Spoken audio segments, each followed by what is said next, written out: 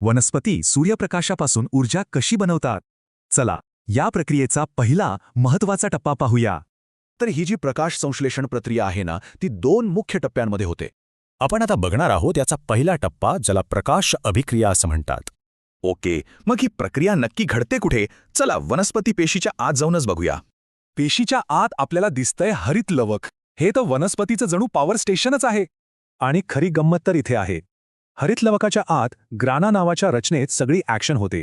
म्हणजे सोप्या भाषेत सांगायचं तर प्रकाश अभिक्रियेचं खरं केंद्र हे ग्रॅनाच आहे.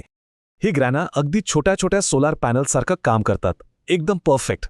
यांचं काम 2 टप्प्यांत होतं. एक, सौर ऊर्जा शोषून घेणं आणि दुसरं म्हणजे तिचं रूपांतर करणं. या पहिल्या टप्प्याचा सगळ्यात महत्त्वाचा उद्देश काय?